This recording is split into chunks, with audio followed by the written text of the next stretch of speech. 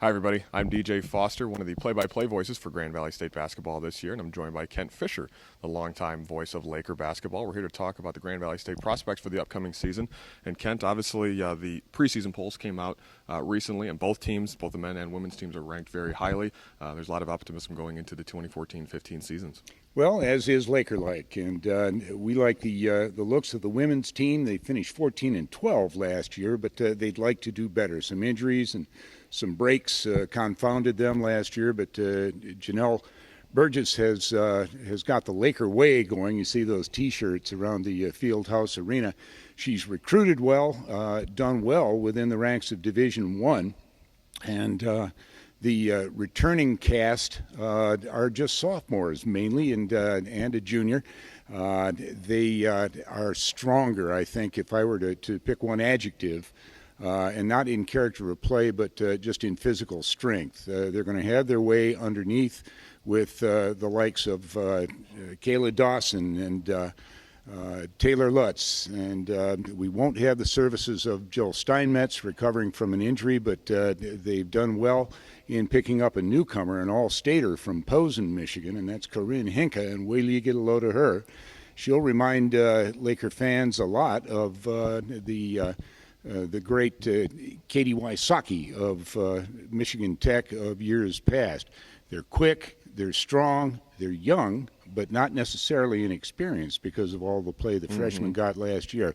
I'd say improving on 14-12, maybe by as many as 4 or 5 wins. Well, and the Laker men especially as well, they come back, both teams actually, the men and women, bring back a ton of returners. The women only lost Danny Crandall. The men really only lose Rob Woodson, who was a great player, especially in the second half of last season. But the men bring back Ryan Saban, amongst 7 other returners, many of who started in games last year. You have, I think, 6 guys overall who started in double-digit games. Ryan Saban was a first-team all-conference pick last year and then a preseason first-team pick. Ricardo Carbajal was a second-team preseason pick. A lot of returners coming back on the men's side as well, to a team that went 19-8 last year. What does the women's side look like in the rest of the conference as well as the standings? Because obviously the GLIAC is one of the best leagues in the country.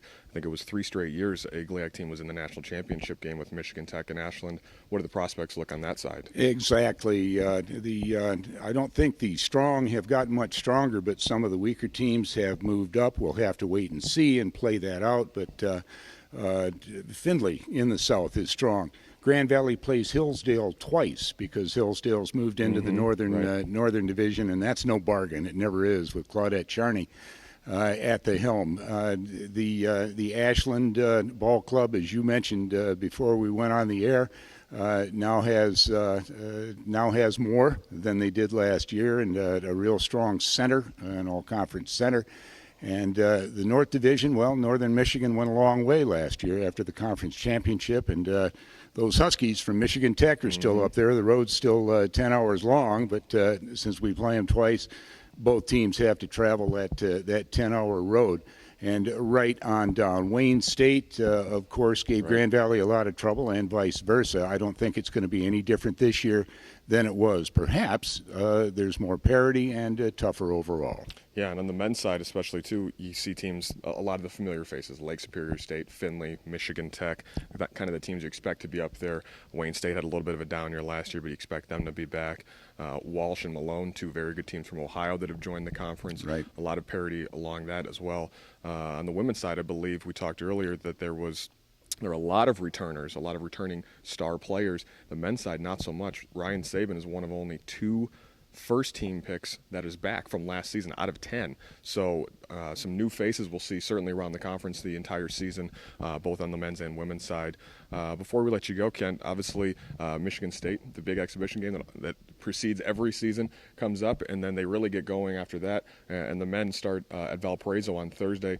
Talk about kind of the early part of the schedule for the women. Well, again, you could look at this as the annual bloodletting going down to Michigan State. There's no reason to believe that Grand Valley has the strength to beat Michigan State, but I don't think that's really the point. There's a recruiting plus to playing at Breslin. The Spartans will certainly be the best team that they face, and right away, but it'll give Janelle an early look. She'll be able to see who she has. She'll try some combinations that she might not try under championship circumstances. And for you and me, it's a lot of fun to go down there to the big house in East Lansing, watch Tom Izzo run around with his guys, and Susie Merchant has got a great ball club. So that's on the exhibition side. And then Grand Valley gets going in the regular season, pre-conference with Rochester College. And then those Greyhounds from Indianapolis come in. They had their way with Grand Valley last year down there. And I think that's going to be the first litmus test for this young but strong Laker team. And the men's team gets started with a couple of early season GLVC trips that you'll be on. They take on Missouri St. Louis and Quincy, and then Kentucky Wesleyan as well from the GLVC, and an opponent to be determined from that tournament.